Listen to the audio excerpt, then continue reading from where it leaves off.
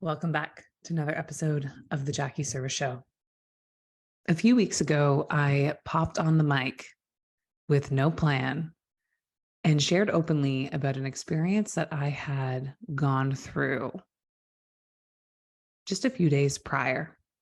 I made a commitment to just start turning the mic on and processing out loud with you and bringing you into a bit more of the behind the scenes of my own evolution as a human, as a mother, wife, founder of a company.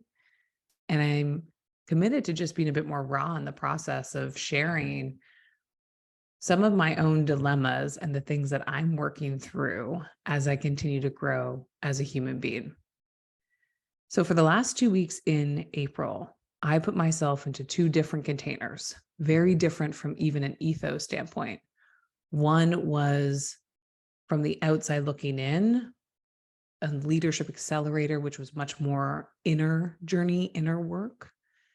And the other container was much more of a strategy session for business. It was a VIP strategy session for business. And yet what was interesting as I sit here about 2 weeks after those events, what I'm realizing is, although the tactics and how we got there may have been a bit different, the ultimate message that I'm walking away with is the same. So at the end of April, I put myself into a 4-day immersive experience called the Revenant Process. The team that hosts that is called Take New Ground. And I had been connected with one of the founders, Adrian, and he had invited me into this opportunity to continue to learn and grow. Likely the most intensive inner journey work I have ever been in. You were in the room for 13 plus hours a day. Not really Tony Robbins style, but in some cases, yes. But the time just seemed to evaporate because of how deep and real and authentic and honest that room got after a day or two of ego and front and facades and acting. Once we broke that wall down, it really changed the experience for all 40 of us who were leaders in that environment together. After those 4 days, I hopped on a plane, came back to my small town in my small town in Ontario on Lake Huron, and was here for about 48 hours before I popped back on a plane to go out west to Kelowna to spend a VIP day with Dan Martel, who has never worked with founders outside of SaaS tech companies before. And this was a new opportunity after his book launch to have some space to go in and work with him. And so I had a 1-day kind of VIP session with him there as well. And again, although both were fundamentally different, there was a reckoning in their questioning and how we started to see my own blind spot. I'm going to share a story about the Revenant Process and an experience I had, which was a pivotal moment in my discovering of self, where I started to become much more aware of a blind spot that I was not seeing. So I'm going to take you on a little bit of a journey, and then I'm going to tell you about the lesson learned. So day number 2, the days at the Revenant Process were really deeply constructed from a place of, there was some theory, there was live coaching, there was a lot of somatic work with the body work. And then there was these live experiences too, where they put you into almost like case scenarios of how you would handle certain types of life stress situations that came up. And night number 2, we came into the room after a very powerful afternoon, and we sat on the floor. So chairs had been taken out. We sat on the floor, and the facilitator put us into a deep state of meditation, walking us through this meditation, which had us all really picturing our loved ones, saying goodbye to our loved ones, hopping on this new journey of life, and quickly connecting with close friends. In a lot of ways, it was what was happening in these 4 days of like, we all had to leave to go to this experience. And then very quickly, these 40 of us became very close. So they're taking us on this deep meditation, and I could feel the energy around me starting to sink in, starting to settle, starting to relax. Some people were breathing heavy, meaning some might have actually fallen asleep because it was an intense couple of days. And out of nowhere, in the midst of this deep meditative state, there's this massive bang. Sounds like this. And it pulls all of us directly out of this deep meditative state and put your nervous system into a little bit of a fight or flight mentality. So immediately my heart was racing. I, had pulled myself up to sit up, and I could just feel the stress in the room of how many people had just experienced this deep relaxation to this immediate response of our nervous system into fight or flight. And the next piece of this exercise was, here are the instructions. You have 30 seconds to get up and tell the room why you and your life is worth saving. Only 5 people of the 40 people here are going to be saved in this scenario and in this process. And you have 30 seconds to explain to the group why your life is worth saving. Go. Put yourself in that for a second. You're in this deep state of relaxation. You're immediately thrusted out of that. And now you're seeking, or you're looking for the words to be able to describe why you matter. What was interesting is this. My immediate response was, oh, I'm going to save myself. And I started to seek and look for the story that was big enough, the thing in my life that had happened. What could I say to elicit some sort of response that would make these 40 other people, 39 other people care enough about me to save my life? That was the ping. That was the immediate gut response. And very quickly, as other people got up and started to speak, I noticed how quick I was to start to judge myself for that immediate response. The level of guilt I felt for thinking in that moment that my life was that much bigger than these other people made me feel nauseous. Immediately, I started to think, who am I to say that? You are somebody who always believes that loving on and caring for others is an act of service, that making sure that, one of the biggest things why I do what I do is to serve the world, to better the world. And I immediately felt this gut response of guilt, and it drove me into this tailspin of telling myself all sorts of stories around what kind of person I was to think that I was worthy over all of these other people. So I got up, and in my 30 seconds, my response was this. For those that have been around for a while, a decade ago, I was diagnosed with a brain tumor.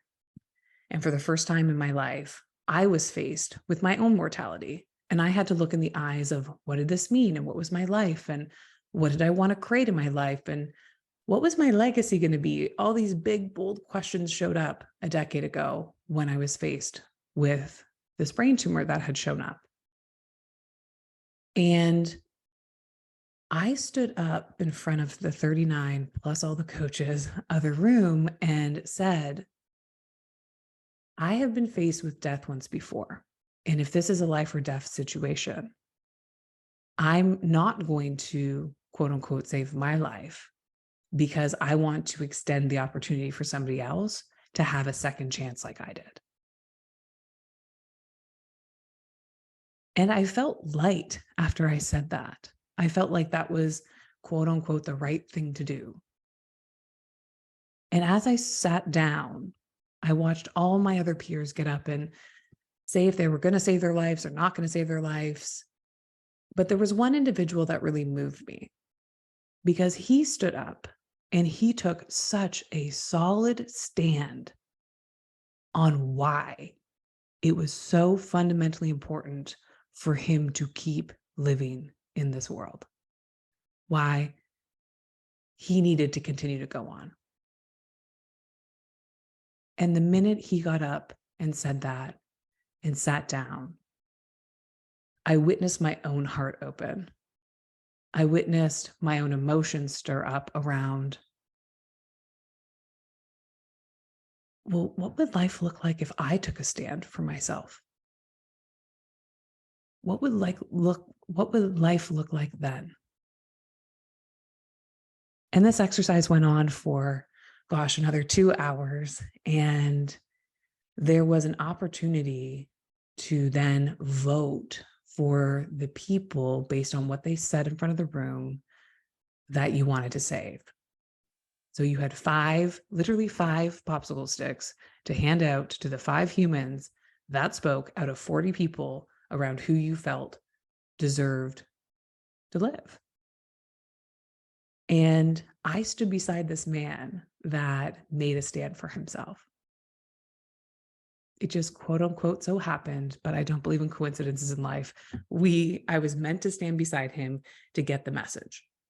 And I watched as person after person after person after person came and handed a popsicle stick to him and said, "Thank you for taking a stand. You were so clear on what you wanted in life and how you were going to show up and how you were going to serve." I felt moved based on that. And as I was sitting there, breaking down literally how quick I was to just free flow my life away, it really started to hit me that I have such a blind spot around self-love, self-acceptance, worthiness around self. And when I think about my life, my business, my relationships, my family, I can see the trends over the last 36 years where I take these powerful stands for others. I just portray such confidence in them and I trust in them and I pour my energy into them. And I've been telling myself for 36 years that this was the act of service. This is why I was here. And if I could continue to do that in a business setting, in my family setting, in relationships, and in my health, this would all work out. Everything would come back to me. Law of reciprocity. It would all just circle back. And this moment had me pause on that. I started the day asking for a paradigm shift. I started the day asking for being able to see something that I hadn't been able to see before. And this was it for me. The lesson was, I have a blind spot in taking a stand for self-love. I am not pouring into self as much as I am pouring into others. And in doing that, I think I'm being selfless when in reality, if I am not whole, if I am not vibrating at the highest frequency I can vibrate at, if I'm not pouring into myself from a place of love, then I can only serve at the level of which I am at. And so this switch for me, which carried on after Idaho, it really kind of sunk in day 3 and 4 in Idaho. And then I came home and I was still kind of manifesting in it. It was still integrating into my bones and I was still kind of thinking through it. then got reiterated and showed up again when I went to Kelowna. This whole mentality of me versus me. It's not about me versus the external world or how people perceive me or how I look from a physicality standpoint. It really is all about me versus me. And how can I get a little bit better each day so that I can create and serve in the world at a higher level? If I keep pouring into self, if I keep putting self first, that 1% better each day, a point of a percent better each day, is going to allow me to show up and serve in the best way I can. And if that is how I then show up in the world, isn't that selfless? And how many more people can I impact? How many more people can show up and be on this journey with me, with community, to reach their unlimited potential as well? I talk a lot about unlocking leadership. I work with CEOs and founders to really unlock teams and executive teams and help them with mindset to evolve into the greatest potential they can be. And this was an opportunity over these 2 weeks to get a mirror put in front of my face to say, it's time to take a piece of your own advice and start to create the ultimate potential for myself so that I can step into my greatest dreams, which are to serve at the highest level in this world, to create a ripple effect, to evolve consciousness, to help leaders evolve. I believe as leaders step into their greatest potential, the ripple effect of the people around them and how they can show up in the world is so great that we ultimately can change who we are, how we run in businesses, how we show up. And although I've fundamentally known this for the last decade, it landed differently this time as we were peeling back the onion to realize that everything starts with self. Until we can lead ourselves, until we have clarity within ourselves, we cannot lead in the world. We try, we put on facades, we put on these acts, we put on these fronts, we put on the masks. Ego shows up in a big way. And yet, the truth for me now is by leading myself at the highest level, I will be able to serve greater in the world.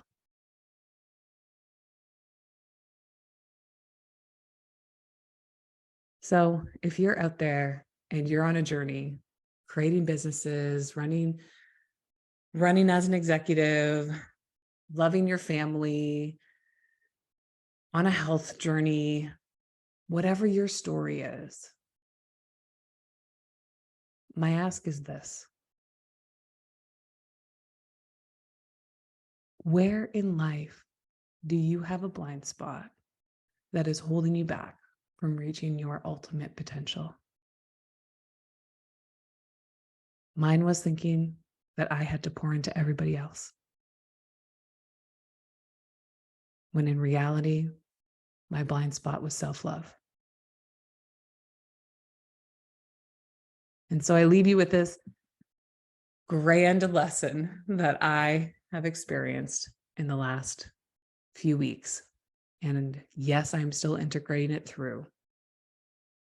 And I hope if you're out there listening and you're thinking about your blind spot, if it has something to do with self-love or you're on a self-love journey also, reach out.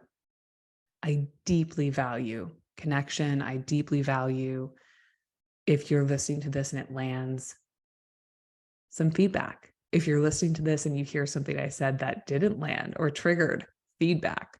That's another thing I'm working on, is bring on the feedback so that I can continue to ebb and flow and connect with you in a deeper and more meaningful way. I so appreciate you listening in and tuning in to what has been a very pivotal moment and an unlock in who I am. And until next time, we'll see you again on the Jackie Service Show.